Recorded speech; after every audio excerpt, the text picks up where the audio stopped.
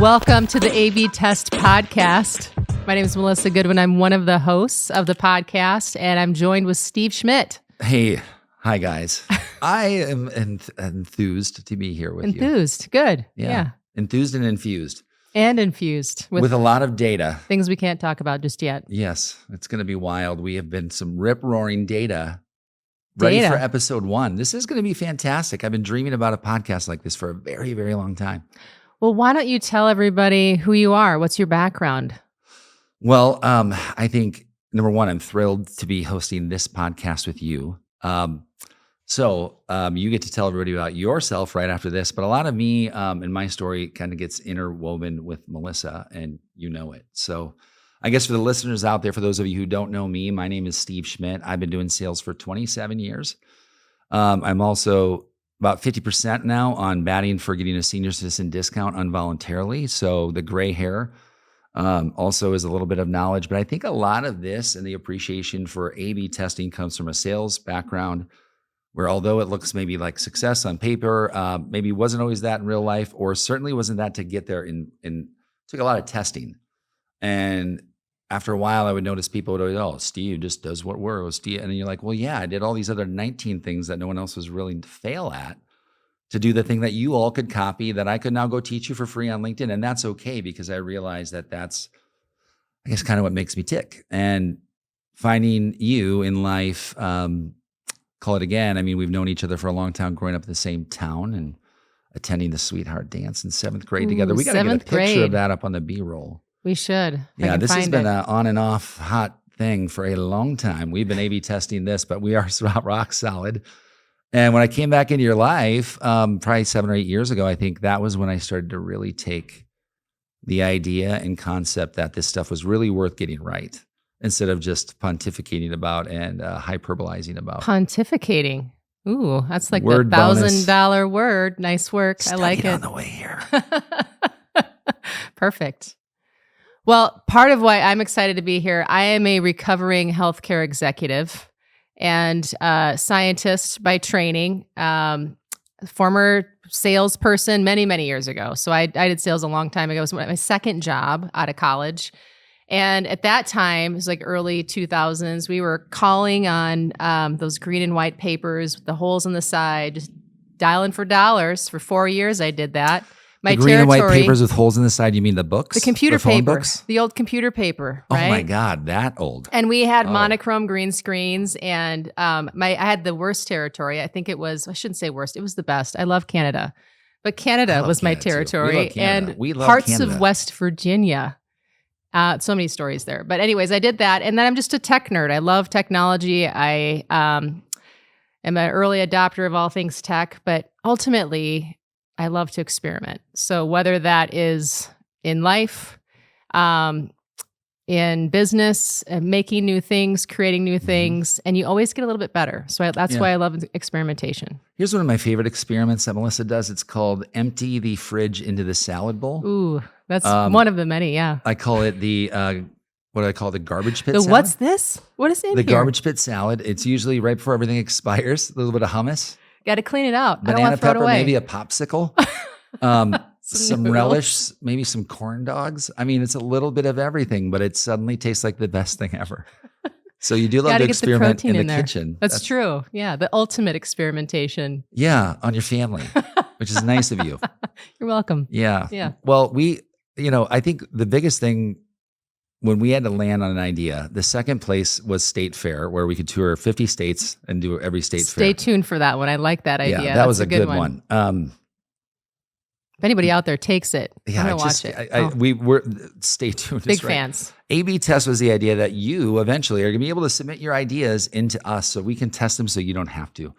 And I think the biggest thing that I could say, if we're here and you're listening to this going like, why would I listen to you guys? Number one, we're extremely good looking. At least one of us is. Number two, we're extremely bright. Both of us are on certain topics. And extremely old, so we've failed a lot. Yeah. And we've tested a lot. That's true. We're going to play around with that scene. I like that. Let's just keep going through that and seeing if we can self-deprecate ourselves down to like the lowest form. I would say if there's any reason to listen to this podcast, it's watch us fail so you don't have to. ultimately there's a winner and a loser every week. And I think when we think about tests, we think about things like people talk about email open rates, people talk about reply rates, people talk about LinkedIn ads, ad spend, and all of that sales and marketing world. I think we want to go even a little bit outside of that, right? So we don't want to bore our listeners with just being business. How far are we looking to stretch, call it the parameters of the A/B test? We'll see. I mean, we'll see how much gets censored out, but let's find out. I think part of what I was excited about when we came up with this idea is, when you're a scientist, you learn by experimentation. There's a scientific method, right? Mm-hmm. And that means we have to test. We take an educated guess and we test things. Mm-hmm. And so that's something that been trained to do as a scientist, but Yep. it's also, it applies to the world around you. How do you understand the world around you? And things are changing so fast that what worked yesterday doesn't necessarily work today, right? Yeah. So, especially in the world of business and in sales and marketing, like what you did 10 years ago isn't likely going to work today, or it might. Like things are constantly changing. Yeah. Email was out, now it's back in, and this is out, now it's back in. Blogs were out, now they're back in. So I think part of what we wanted to do with this was what's working today, and let's test out some of the myths and do some of the myth busters and see what works, and pass that along to you.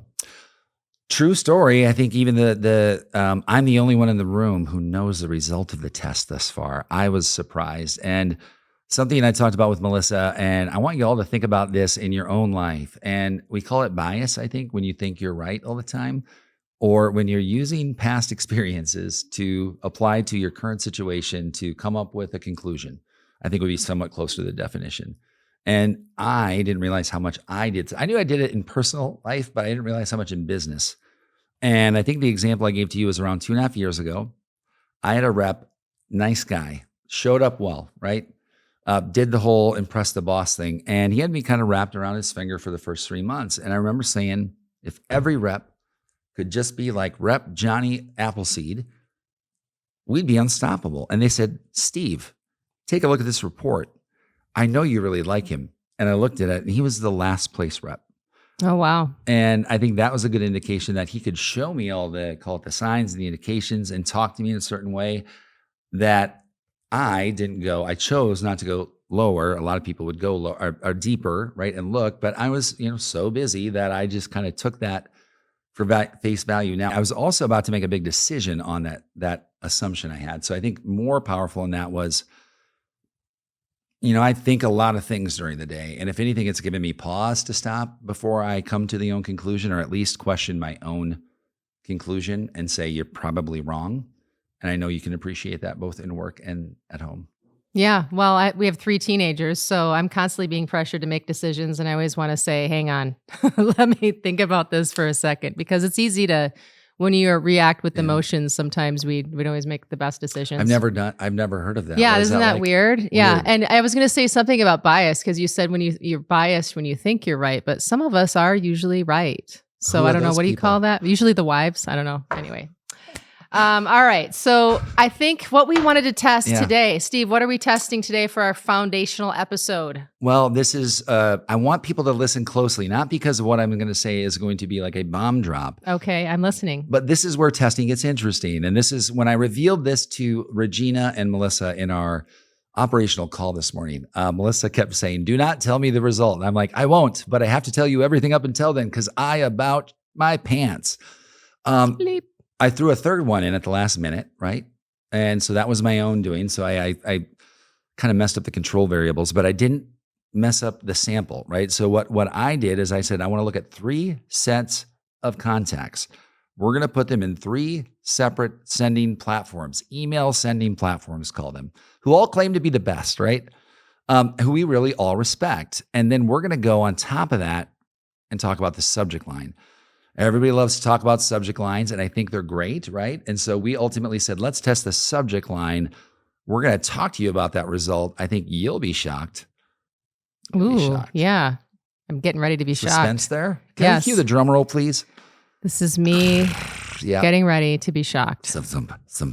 Okay, now, on top of that, we want to layer deeper, because it's not just the open rate, right? A lot of people are taking that off now, and when they're tracking email, they find out that Here's a little knowledge bomb. If you're attaching that open rate to whatever you're sending out the system, it's going to send a pixel with that. And that doesn't help. That could end it in the spam box. So we took that off. And then we said, really, what's the response rate? Because really, you want the response, right? And so we went a layer deeper. So why would you test the email subject line? Like why test that? What's the big deal about that for maybe folks that are like, this is a boring test. Why would you do that? It's time consuming. It takes time to set up. So that's where I'll start with why people don't do it. It's not that the tech is limiting today. Maybe it's confusing, but I will admit the A/B testing looks sexy in a demo. It's harder to do in real life, and it's really difficult to know what to do next, right? A lot of people know how to set up two different messages, but they don't know how to, what I do is call it create polarity. So you have to create two messages that are distinctly different, or two subject lines that are distinctly different, because if you start super narrow, you're not really testing much. For example, subject line black, subject line white, that would be polarity. Giving away something first name, question mark, or something else. They can't be the same thing. So I usually like to start with, I want the same result, but I'm going to go for it in two distinctly different ways so I can look at the data. And I always want to look at 1,000 sends at a minimum, because 1,000 gives me enough quantitative and qualitative data to look at and make a good decision. So is it true, if your subject line isn't good, no one's even going to open that email. So part of testing the subject lines is to see, will they even click, right? And if you don't have a good subject line, the email goes like, forget about it, right? Mm-hmm. So I think that's the first entry into getting some kind of response. So that's the thing that we're testing is how important or how much polarity, if you will, do we need to put in there? Does it need to be really gritty? Does it need to be friendly? I'd go big. All of those things. So as we looked at what we want to A/B test here, those subject lines they're very important, right? It's the first thing people see. What they decide whether or not I'm going to open this thing or not. So it's a big deal. Yeah. One of the things I'm curious about, because it's a subject line, like if it's not so great, is it really going to make that big of a difference? Like, could you talk about what the math and what that means for those things to be working or not? Yeah, I'd love to, because we've seen and felt the pain of this in real life. So it's not just, and you've seen it. It's great, because I love that there's two people in the room who are looking at this going, this is real. So let's say right now, if Melissa were to send 1,000 emails, right, and her open rate was 5%, if I sent 1,000 emails, right, and my open rate was 4%, how many responses did each one get? So that would mean, would I get 50? 50. And you get 40, right? Okay. So out of those, we get meetings with 50%. So now you have how many meetings and I have how many? I have 25 meetings and you have 20 meetings. Yep. So you're still winning, right? Melissa closed. Now out of this, so let's go, your close rate is 25% and your average deal size is 10K, right? So I know that's math off the top of your head, but where do we finish? Call it now. So if I have 25 meetings and I close 25% of that, like let's say maybe 6.4, right? Yeah, that's and the deal size is what do we say? The deal size is $10,000. So $64,000. There you go. For me. So yay. 64 beats 50, right? But now when you expand it over 12 months, we're talking about a lot of money. It's $164K a month. Now, if I have 10 sales reps, that's $1.64 million a month. That's like your mortgage payment in the Hamptons if you're a founder of a Fortune 1000 company. What's a joke? Ooh, yeah, I was going to say, I was just like, wow. That was that little turn. Now, if cash is like, if you're like most people and cash really, really matters, that's like the difference between, to me, your company making it, like truly making it to the next level and having sustainable revenue or not. And that's where I get so fired up about a subject line. So that subject line is real money. Real money. Email's cheap to send. It's easy to lose on. Yeah, it makes a big difference in your net revenue. Yeah. Yep. Okay, I love it. So I wish I would have known this earlier, because I would have maybe studied all of those subject lines a little harder. Do you know what works? So tell us about what you know that has worked before we do the test. Are there any like gold standards, best practices you should think about when you write a subject line? No, that's the funny part. I wish I could sit here and tell you. I will tell you, practice is yes. There is no word There's no magic. There's no juju that I can muster up. There was a guru going around 2 or 3 years ago who said if you have the subject line growth or growth question mark, it will work, until everybody started using that. It ended up getting everybody in spam emails. So I always think words are less to think of. I think of this, and you'll appreciate this, like a post, right? You want a good hook, but if the hook misses the mark and doesn't deliver on the promise, people aren't going to like it. So you can get someone to open it, but if your email doesn't deliver on the promise of your subject line, or it's not relevant to the subject line, I mean, that's when you like scorched earth, right? So I can't say like sexy, cheap, caffeinated, full flavored, no calorie, beautiful destination home for free. And then have it tonight. Be about, no, you could not. Yeah. Okay. All right. Got it. All of those things sound pretty good. Yeah. And that's the tricky thing, is that we get caught up in tricks. A lot of people are like, here, I'm going to use this trick word. This will surely stand out. It might get me to open it. And it might even be relevant. Yeah. But it might be the wrong timing, right? So it's really, you're looking at one of like 5 tests you need to apply, but probably the most important one for sure. All right. Okay. So we're just testing subject lines today. And I kind of want to tee everybody up because everybody is probably going to want to pick a fan favorite out there. Yeah. Not that I'm competitive, but what was yours? What was yours? It was Steve against Melissa. And not that I'm competitive. Not that I'm competitive, but I'm curious. What was your subject line, Steve? 27 years experience. Hey, the subject line that I use was room for additional clients, comma, insert first name, question mark. So room for additional clients, Steve? That was your subject line? That was your header email subject line? Yeah. Okay. I like it. And it's worked for you before, right? I think we're done here. Oh, you had one too? Oh, I did. Oh, interesting. I did. What was that? What was mine? I don't remember. Remind me what mine was. Dancing buffalo in the disco party sphere. Sexy free Doritos tonight. I don't think you should be sending these out to men. Strange men. 14-year-old boys. That's probably who would respond to that one. Melissa's just crushing Doritos? it. What is the email you're sending I know. out? Oh, 14% open rate? I see why now. Okay, let's go ahead and look at your subject line. You don't remember what it was? Let me look. It's been a while. Oh, let's just look. Okay, so what it was it was a response to the email. And the email was 16 guaranteed leads, or you pay nothing, comma, first name, comma, first name. So really, is it, comma, do you want 16 guaranteed, or do you want this feeling of like you're walking in the cool kids club? I only got room for different sentiment. So do you have room one's for more? kind of like, so how would you describe the difference between those two subject One's lines? A little bit more of a walk away, like, hey, Melissa, I'm not sure if you have room for 2 more, but if you did, I definitely have at least 5,000. Oh. It was the sales pitch we got yesterday from Bobby. Bobby, if you're out there, talk to me. We got to work on that. Okay. And how would you describe the second sentiment of the second one? A little more desperate? You're just so excited of your swagger. Yeah. The first one has swagger. That's how I would describe that. Okay. Yeah, it's a little... Is that what the kids say? Swagger. 16 guaranteed leads or you pay nothing is definitely confidence. Okay. Swagger. I'm going to probably want to open it. Pay nothing. What's the catch?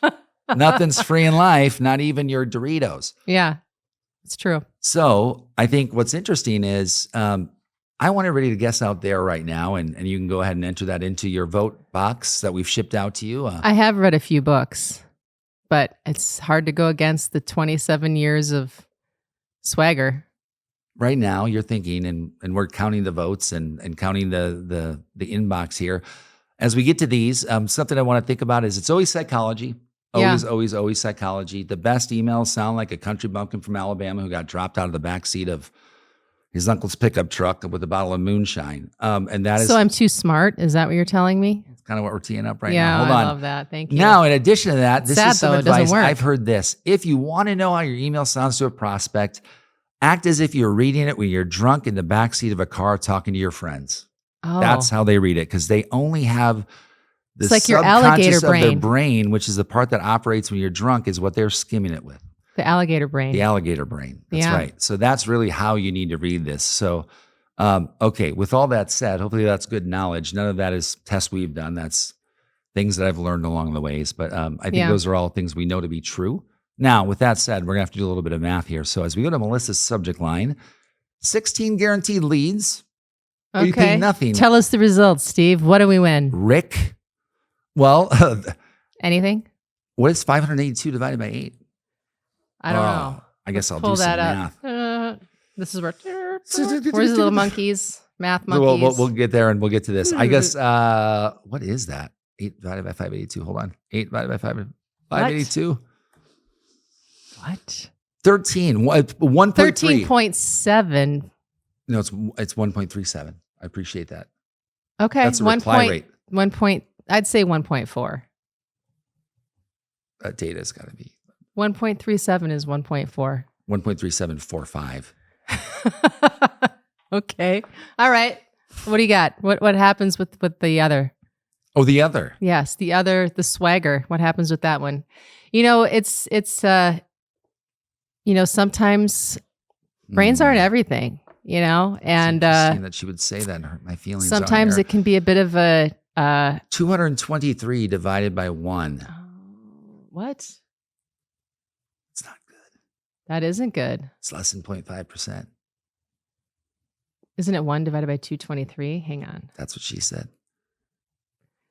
That doesn't play. But okay.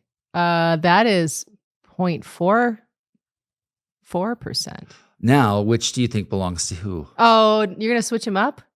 No. Okay, so you win. Okay. Okay. Good job. So now That never happens, let's by the way. examine that. Why do you think that was? Let's hear your take. Why do you think mine didn't perform? So read the Why am I winner inadequate? again. What didn't I do right today? Can you read the winner again? Yeah, I'd love to. The subject line? Yeah. She doesn't remember her own subject line. I think that's kind of hot. That's kind of nice.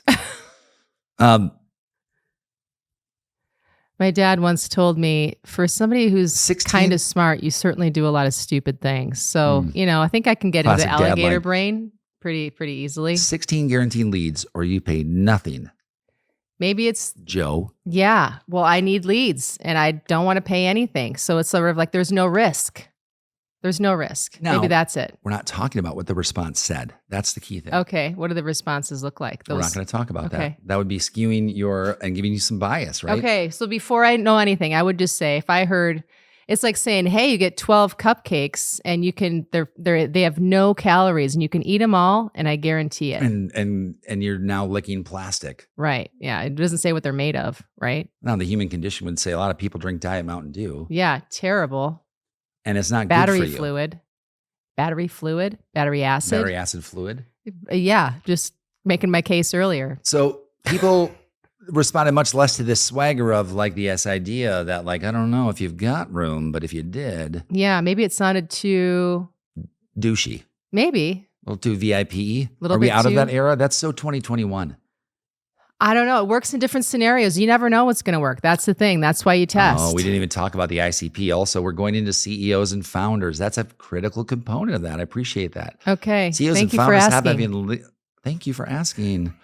They have less time, right? And people have this myth that they don't respond to cold email. They're not on LinkedIn. We all know that that's bullshit. They're on both places. They exist in both places. Yep. We prospect to outbound to CEOs. You see it every day, CEOs and founders. Not only do they respond to email, they buy in record time. By the way, at a rate of 54%, average deal size 2,100. Yeah, that's good. Good close rate.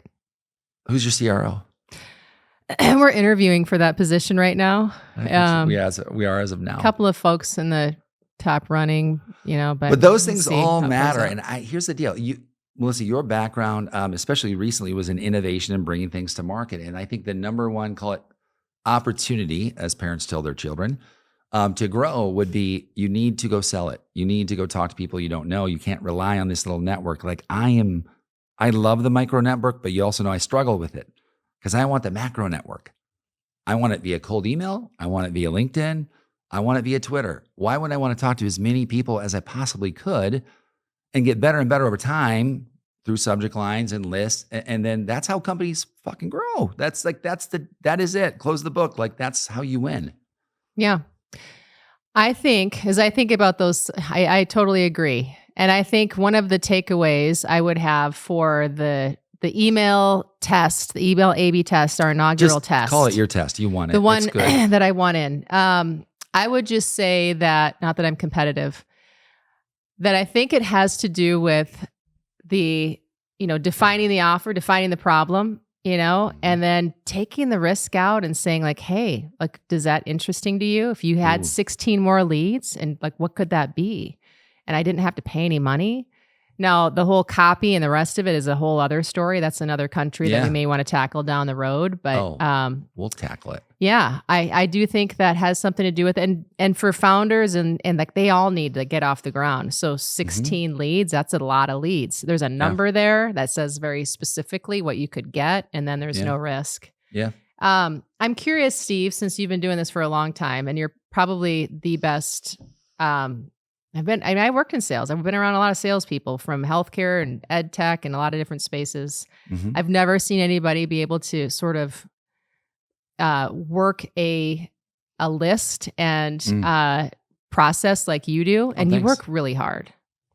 Thanks. I mean, you're up early in the morning, so I would be curious when sometimes what I've seen. And I'm newer to this new tech stack world, but I see things like, hey, I don't have the budget right now. If I get a response or something like that, and a lot of newer people in this world, especially the younger generation who doesn't have the experience, to be like, oh, that's a no. Yeah. Walk away. Yep. You don't have any money. Leave it. Huh. What do you do if you were to give like a little tip to people from someone who's got lots of experience? Like, I don't have budget. What do you say? How do you turn that around? Yeah, it's a good question. I think it's a lot of, unfortunately, came from a necessary mindset, right? When you need every, call it, lead to go in your small business, you tend to, well, if you're smart about it, right? You don't want to let any lead go. And so I think for me, though, even long before that, I was always looking at things on a scale of 1 to 5, right? And I've talked about this, but I can turn any, we're happy. Well, how happy on a scale of 1 to 5? Now I have to answer the question. And so it's really, we're using another competitor. Oh, good. Tell me about the competitor, right? I can have that same conversation over email. I just have to add more than a text-like tone to it, right? I might say, no, we hear that a lot. And actually, now it's taking that and saying, typically those people like this, this, and this, right? And if I went Alex Hormozy on it and really applied, the offer, like, I want to get into that in a second because I loved what you said about that. Hold on. We got to double click on that because that is a big part of it. Double click on it. Double click. I just think there's a lot of different ways to get there. That this could be a whole season. It's my brain's already going down the rabbit hole of the next thing and the next thing and the next thing to say, how do you get to the fact that this is even important? Really, if you broke it out and you said, why is it important? It's simply because everybody has an email address. So one thing that you do is you keep asking the question, or you sort of continue to pull on the thread using curiosity. And most people who I think are newer at this, or maybe not as experienced as you, would just walk away, right? And we see it all the time where businesses that we work with, they'll say, I just can't get people to convert those hand raisers, right? And that's where I think having, if you have a great email subject line, you get someone that replies and says, thanks. Doesn't matter, Thanks, I'm not really all that interested, or thanks, but we already do this. That's where the opportunity is to start to pull on that thread and, like you said, open up a conversation. Yeah. Well, number one, in the real time of managing that while they're present, respond quickly, right?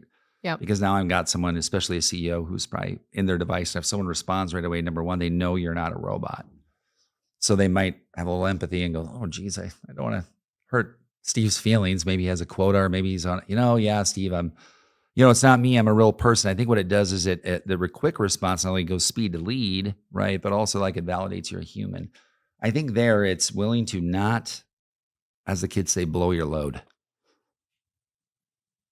Ooh, say more about that. That was like a big, I guess that's one way to do it. It is. Yeah, get it out there. It is, if I take everything right away and say, oh, Melissa, that, it's like it's done. Or you fight back or get defensive or that's what a lot of us do. You get weird. You're like, they suck. Oh, really? Who do you use? Yeah, that's why we're 10 times better than them. Yeah, exactly. I think but the struggle is how do you get someone to tell me more about that on email, right? Because 90% of people are going to say, no way. Like, I'm not going to tell you anything.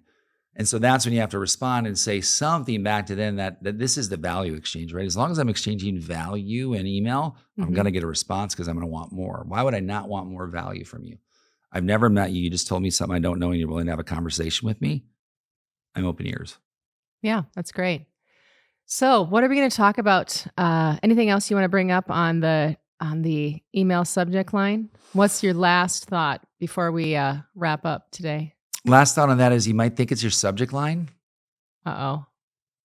It But might it's not you. even, you might not even being seen. It's not my subject line. It's Yeah. me. Oh, sorry. Your Go email's ahead. probably not making it to the inbox. So like there's a whole nother slew of problems that we don't mean to break down today. We'll link it below in the episode just so you have a really good like sending guide. Like no matter what, like in magnetic mail, like you're always gonna be sending and you're gonna be sending the right way because we take this shit seriously.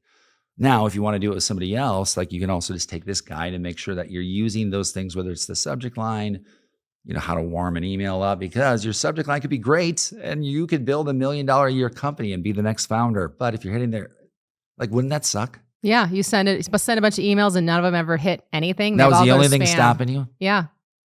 And then you're Don't like, let oh, your my subject subject line line's ruin your terrible. And you're child's rewriting it dreams. and rewriting it. And it's still zero. You willing to sacrifice your children's dreams on a bad subject line? Ooh, that's Cruel. tough. Cruel. Some of them I might.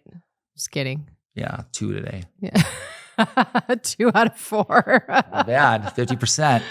All right. A/B test. I love it. All right. So just kidding. I love all my children. That's a They're good. Great soap opera. Mostly. All right. So next week, what are we going to talk about? Oh boy. This is your favorite. This one, I know how Well, this it's my results. favorite because you get to kind of, You know how this is going to turn out. we don't. And that's the thing. Well, okay. We're going to cold call. We're each going to cold call for an hour. And you're going to get to kind of watch that in fast motion and see the real time. So you're going to get to see some clips, right? We're both going to hit record and just cold call for an hour. Then we're going to bring that in. We're going to work with Caleb and the video production team. We're going to say like, I don't know. And I'm not going to get to see you and you're not going to see me. It's like the big reveal. I can't wait for the blooper reel on that one. That's going to be interesting. Yeah. So we had a great time. This is the AV podcast, the A/B test podcast. And this is really, really fun for me. I've never been able to co-host a podcast with anybody, and I've never been able to do it live. This is a really, really fun spot. So I'm really, really grateful for having you hosting this podcast. And on the good and the bad days, I've got somebody else in the company as well as at home to do this with. This is super fun.